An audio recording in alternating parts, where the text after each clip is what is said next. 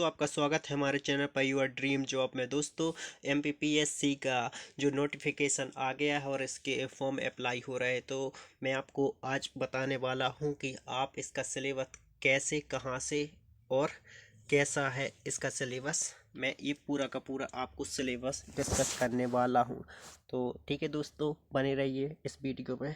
मैं आपको पूरा डिटेल प्रीलिम्स का पूरा एमपीपीएससी का सिलेबस बताने वाला हूं। तो देखिए, मैं आ गया हूं एमपीपीएससी की साइट पर। यहां पर मैं इस पर पाठ्यक्रम पर मैंने क्लिक किया, तो यहाँ देखिए ये विभिन्न प्रकार की इसमें परीक्षा योजना और पाठ्यक्रम लिखा है। तो मैंने थोड़ा सा ऊपर किया इसको, तो आप यहाँ देखेंगे। देखिए यहाँ पर मैं आपको बता दे रहा हूँ।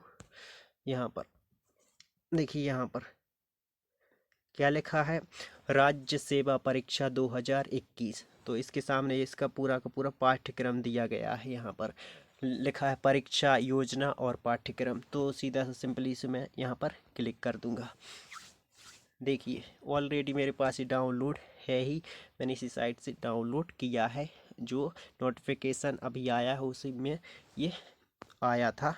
तो देखिए, जो एमपीपीएससी ने जो अभी नोटिफिकेशन चल रहा है, अभी फॉर्म अप्लाई हो रहे हैं, तो अभी ये न्यू पैटर्न पर जो परीक्षा लेगा उसी का पूरा पाठ्यक्रम है।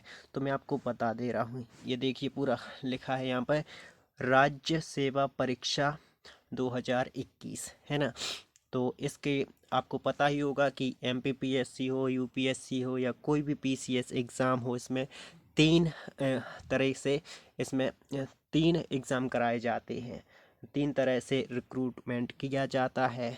तीन तरीके से मतलब कि इस तरीके से प्रीलिम्स होता है, फिर उसके बाद मेंस होता है, फिर उसके बाद साक्षात्कार यानी इंटरव्यू होता है। तो इस तरीके से मैं आपको प्रीलिम्स का पूरा आपको सिलेबस कंप्लीट कराने वाला हूँ इस वीडियो में। देखते जाइए, बने रहिएगा दोस्तों। ठीक है, चलिए मैं आपको बता दे रहा हूँ। अब देखिए, प्रीलिम्स का जो परीक्षा है, अपन यहाँ से स्टार्ट करते हैं। लिखा है राज्य सेवा परीक्षा प्रारंभिक परीक्षा, है ना। तो राज्य सेवा परीक्षा है, तो इसमें देखिए जो प्रीलिम्स का परीक्षा देख ली। प्रारंभिक परीक्षा में वस्तुनिष्ठ प्रकार के बहुविकल्पीय प्रश्नों के 2 प्रश्न पत्र होंगे और प्रत्येक क्या लिखा है, प्रत्येक प्रश्न पत्र में निम्नलिखित योजना अनुसार दी जाएगी। तो ठीक है, तो प्रीलिम्स जो परीक्षा होगी ये दो पेपर होंगे। इसका प्रथम पेपर हो गया और द्वितीय पेपर हो गया। प्रथम पेपर होगा सामान्य अध्ययन का और द्वितीय पेपर होगा सामान्य अभिरुचि का। अब देखिए, जो पहला प्रश्न पत्र है इसका सामान्य अध्ययन का होगा। तो सामान्य अध्ययन का जो पेपर होगा वो 2 घंटे का होगा और 200 अंकों का होगा, है ना। अब देखिए, दूसरा पेपर है सामान्य अभिरुचि परीक्षण का। तो ये भी 2 घंटे का है और 200 नंबर का है ना।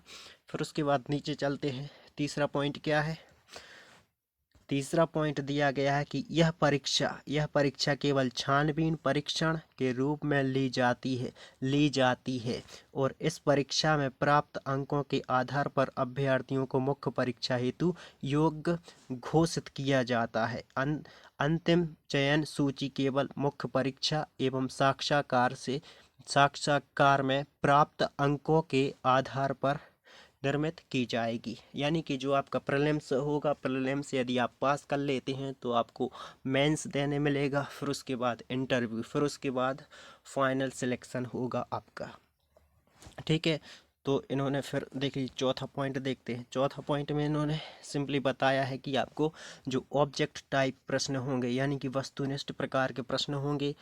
ठीक है, तो अब जैसे इसमें 4 ऑप्शन होंगे, आ, बा, सा, दा, इस तरीके से। फिर उसमें से जो भी करेक्ट होगा आपको वो सिलेक्ट करना होगा। केवल एक उत्तर पर चिन्ह लगाएं। अब देखिए, एक क्वेश्चन उस एक जो ऑप्शन होगा उसमें से सही होगा, आपको वो सिलेक्ट करना है। ठीक है, अब देखिए, अब जो 2 से कैसे मार्क्स हो रहे हैं, तो वो इस तरीके से हो रहा है कि प्रत्येक प्रश्न पत्र में 2-2 अंक के 100 प्रश्न होंगे और 100 प्रश्न होंगे तो कितने, 200 के हो गए, है ना। तो प्रश्न पत्र की समय अवधि कितने की हो गई, 2 घंटे की, इस तरीके से। ठीक है, अब दूसरा चीज़ कुछ कैंडिडेट पूछते हैं कि हिंदी है में रहेगा कि इंग्लिश में, तो देखिए यहाँ पर पढ़ लीजिए आप। प्रत्येक प्रश्न पत्र की हिंदी हिंदी तथा अंग्रेजी में होगा। ठीक है, जो भी प्रश्न पत्र होगा तो हिंदी और इंग्लिश दोनों लैंग्वेजेस में रहेगा। ठीक है, तो इस तरीके के मेन पॉइंट रहे। फिर इसके बाद आप अपन चलते हैं डायरेक्ट सिलेबस पर, है ना। तो देखिए जे है यहाँ पर सिलेबस लिखा है, राज्य सेवा प्रारंभिक परीक्षा पाठ्यक्रम। ठीक है, लिखा है प्रथम प्रश्न पत्र जो है सामान्य अध्ययन का। तो सामान्य अध्ययन में देखिए स्टार्ट करते हैं। पहला पॉइंट है मध्य प्रदेश का इतिहास, संस्कृति एवं साहित्य। अब इसके अंतर्गत भी कई पॉइंट आते हैं। देखिए मैं पढ़ता जा रहा हूँ डायरेक्ट। यहाँ पर लिखा है पहला पॉइंट है मध्य प्रदेश के इतिहास की महत्वपूर्ण घटनाएं एवं प्रमुख राजवंश। ठीक है, दूसरा पॉइंट लिखा है स्वतंत्र आंदोलन में मध्य प्रदेश का योगदान। तीसरा पॉइंट लिखा है मध्य प्रदेश की प्रमुख कलाएं एवं स्थापत्य कला। चौथा लिखा है मध्य प्रदेश की प्रमुख जनजातियां एवं बोलियां। पांचवा लिखा है प्रदेश के प्रमुख त्योहार, लोक संगीत, लोक कलाएं एवं लोक साहित्य। छठा लिखा है मध्य प्रदेश के प्रमुख साहित्यकार एवं उनकी कृतियां। छठा लिखा है मध्य प्रदेश के प्रमुख धार्मिक एवं पर्यटन स्थल। सातवां लिखा है मध्य प्रदेश के प्रमुख जनजातीय व्यक्तित्व, यानी व्यक्ति जो महान रहे हैं मध्य प्रदेश के, उनके बारे में जनजातीय व्यक्तित्व। ठीक है, फिर उसके बाद चलते हैं दूसरा है क्या है, दूसरा देख लीजिए यहाँ पे। दूसरा है मध्य प्रदेश का माने भारत का इतिहास, पूरा भारत का इतिहास। तो भारत के इतिहास में देखिए कौन कौन से पॉइंट है। पहला पॉइंट है प्राचीन एवं मध्यकालीन भारत के इतिहास की प्रमुख विशेषताएं, घटनाएं एवं उनकी प्रशासनिक, सामाजिक तथा आर्थिक व्यवस्थाएं। ठीक है, एक पॉइंट। फिर दूसरा पॉइंट यहाँ पे 18वीं एवं 20वीं शताब्दी में सामाजिक एवं तथा धार्मिक सुधार आंदोलन। ठीक है, तीसरा देखिए स्वतंत्रता संघर्ष एवं भारतीय राष्ट्रीय आंदोलन। ठीक है, उसके बाद चौथा देखिए स्वतंत्रता के पश्चात भारत का एकीकरण एवं पुनर्गठन। ठीक, अब देखिए तीसरा पॉइंट है इसमें मध्य प्रदेश का भूगोल। तो मध्य प्रदेश के भूगोल में देख लीजिए मध्य प्रदेश के वनोपज, वन्यजीव, नदी, पर्वत एवं पर्वत श्रृंखला, पहला पॉइंट। दूसरा पॉइंट में क्या है मध्य प्रदेश की जलवायु। तीसरा पॉइंट में क्या है मध्य प्रदेश के प्राकृतिक एवं खनिज संसाधन। चौथे पॉइंट में क्या है मध्य प्रदेश में परिवहन। पांचवें पॉइंट में क्या है मध्य प्रदेश की प्रमुख सिंचाई एवं विद्युत परियोजनाएं। छठे पॉइंट में क्या है मध्य प्रदेश के कृषि, पशुपालन एवं कृषि आधारित उद्योग। ठीक है, अब देख लेते चौथा ये है। अब देखिए चौथा में क्या है भारत एवं विश्व का भूगोल। अब आता है भारत एवं विश्व का भूगोल। ये पहले जो प्रथम प्रश्न पत्र है उसका सिलेबस चल रहा है। तो इसमें चौथा पॉइंट क्या है भारत एवं विश्व का भूगोल। तो इसमें देखिए पहला पॉइंट क्या है, तो इसमें लिखा है भौतिक भूगोल, भौतिक विशेषताएं एवं प्राकृतिक प्रदेश। ठीक है, उसके बाद दूसरे पॉइंट में लिखा है प्राकृतिक संसाधन, वन्य खनिज संपदा, जल, कृषि, वन्यजीव, भारतीय उद्यान या अभयारण्य या सफारी। और इसके बाद तीसरे पॉइंट पे क्या लिखा है, तीसरे पॉइंट में लिखा है सामाजिक भूगोल के अंतर्गत क्या आता है जनसंख्या संबंधी या फिर जनांक यानी कि जनसंख्या वृद्धि, आयु, लिंगानुपात, साक्षरता एवं आर्थिक गतिविधियां। ठीक है, इसके बाद चौथे पॉइंट पे क्या आता है, चौथे पॉइंट पे आर्थिक भूगोल के अंतर्गत प्राकृतिक एवं मानवीय संसाधन, उसके अंतर्गत उद्योग, यातायात के साधन। उसके बाद देखिए ये कौन सा पॉइंट है पांचवा, तो यहाँ देखिए विश्व के महाद्वीप या देश, महासागर या नदियाँ या पर्वत। फिर उसके बाद आता है अगला नेक्स्ट पॉइंट तो नेक्स्ट पॉइंट में क्या है, विश्व के प्राकृतिक संसाधन। फिर उसके बाद अगला पॉइंट क्या है, परंपरागत एवं गैर परंपरागत ऊर्जा स्रोत। ठीक है, अब नेक्स्ट चलते हैं अगला। देखिए अगला पाँचवें नंबर पर क्या है, पाँचवें नंबर पर क्या है, राज्य की संवैधानिक व्यवस्थाएं। तो राज्य की संवैधानिक व्यवस्था में मध्य प्रदेश, देखिए पहला पॉइंट क्या है, मध्य प्रदेश की संवैधानिक व्यवस्था, इसमें क्या है, राज्यपाल, मंत्रिमंडल, विधानसभा, उच्च न्यायालय। फिर उसके बाद से सेकंड पॉइंट क्या है, तो इसमें है मध्य प्रदेश में त्रिस्तरीय पंचायती राज एवं नगरीय प्रशासन व्यवस्था। ठीक है, इसमें आ हो गया। फिर उसके बाद बा है, बा के अंतर्गत क्या है, बा क्या है, राज्य की अर्थव्यवस्था। क्योंकि मध्य प्रदेश है भाई, ओ के बारे में तो पूरा का पूरा आपको जानकारी होनी चाहिए। तो इस पर इसमें बा लिखा है, इसमें बा के अंतर्गत है राज्य की अर्थव्यवस्था। इसके अंतर्गत पहला पॉइंट है मध्य प्रदेश की जनांक एवं जनगणना। अगला पॉइंट है मध्य प्रदेश का आर्थिक विकास। अगला पॉइंट है मध्य प्रदेश के प्रमुख उद्योग। नेक्स्ट अगला है मध्य प्रदेश की जनजातियां, अनुसूचित जातियां एवं जनजातियां तथा राज्य की प्रमुख कल्याणकारी योजनाएं। ठीक है, ये कंप्लीट हुआ। छठा पॉइंट देखते हैं। छठा पॉइंट है भारत का संविधान, शासन प्रणाली का एवं अर्थव्यवस्था। तो इसके अंतर्गत पॉइंट देख लेते हैं। पहला पॉइंट है भारतीय शासन अधिनियम 1919 एवं 1935। अगला संविधान सभा। अगला संघीय कार्यपालिका, राष्ट्रपति एवं संसद। फिर अगला नागरिकों के मूलाधिकार, कर्तव्य एवं राज्य की नीति निर्देशक सिद्धांत। फिर लिखा है संवैधानिक संशोधन। फिर अगला सर्वोच्च न्यायालय एवं न्यायिक व्यवस्था। फिर अगला फिर भारतीय अर्थव्यवस्था, औद्योगिक विकास और विदेश व्यापार, आयात एवं निर्यात। फिर अगला वित्तीय संस्थाएं। इसमें लिखा है रिजर्व बैंक, राष्ट्रीयकृत बैंक, सेबी, एनएसई या फिर गैर बैंकिंग वित्तीय संस्थान। फिर इसके बाद अगला सातवां देखते हैं। सातवें में क्या है, सातवां है विज्ञान एवं पर्यावरण। विज्ञान एवं पर्यावरण के अंतर्गत क्या है, विज्ञान के मौलिक सिद्धांत।